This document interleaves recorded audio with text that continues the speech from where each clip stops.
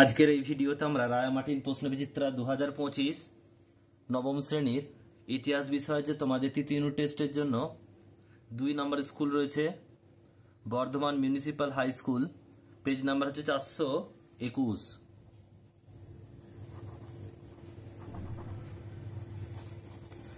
তো এই প্রশ্নপত্রের উত্তর নিয়ে আলোচনা করব। একের দাগের প্রশ্ন বলছে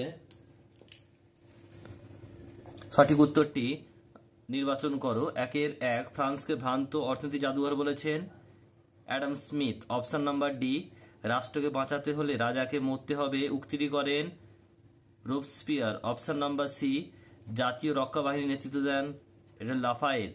অপশন নাম্বার সি, নেপোলিয়নকে আধুনিক যুগের সিজার বলেন ফিসার।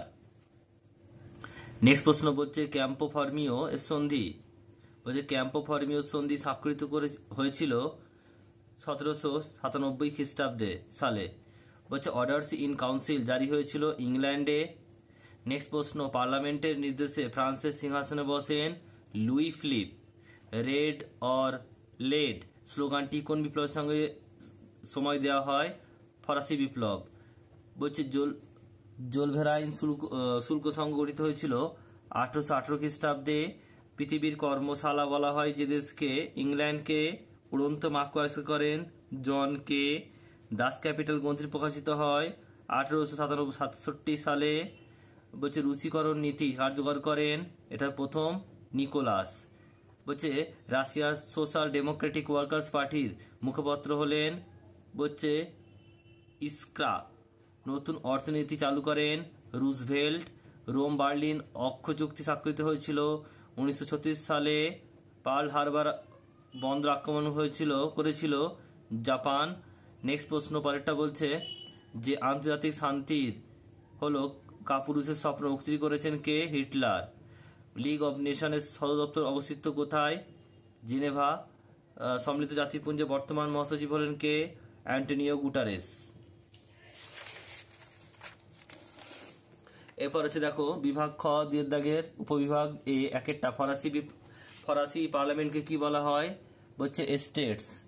এরপর হচ্ছে দেখো ইউরোপীয় শক্তি সমবায়কে গঠন করেন বিসমার্ক। এমস্টেডিগ্রামকে সংবাদপত্র প্রকাশ করেন বিসমার্ক। জাতিপুঞ্জ দিবস কবে পালিত হয়? 24 অক্টোবর। এরপর হচ্ছে উপবিভাগ বি সত্য মিথ্যা। পঞ্চদশ লুইয়ের অর্থনীতি ছিল তুর্গ এর সত্য। বার্লিন ডিক্রি জারি করেন মেটারনিক মিথ্যা। ফ্রাঙ্কফুর্ট পার্লামেন্ট গঠিত হয়েছিল জার্মানিতে এটা সত্য। ইংল্যান্ডের আদি সমাজতান্ত্রিক নেতা ছিলেন সেন্ট সাইমন এটা সত্য। এরপর হচ্ছে দেখো তোমাদের উপবিভাগ ডি বাম স্তম্ভ ডান স্তম্ভ মেলাতে হবে। টেনিস কোর্টের শপথ এটা সি হবে ফরাসি বিপ্লব। দ্বিতীয় ফরাসি প্রজাতন্ত্র এটা এ হবে শিল্প বিপ্লব।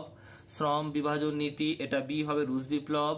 আর জাততন্ত্রের অবসান এটা ডি হবে ফেব্রুয়ারি বিপ্লব। এরপর হচ্ছে উপবিভাগ ই বিবৃতি রয়েছে ফ্রান্সের শিল্পায়ন ছিল ধীরগতি সম্পন্ন। ব্যাখ্যা নাম্বার সি সঠিক উত্তর হবে ফ্রান্সের কাঁচামালের অভাব ও রাজনৈতিক অস্থিরতা শিল্পায়নে বাধা দান করে।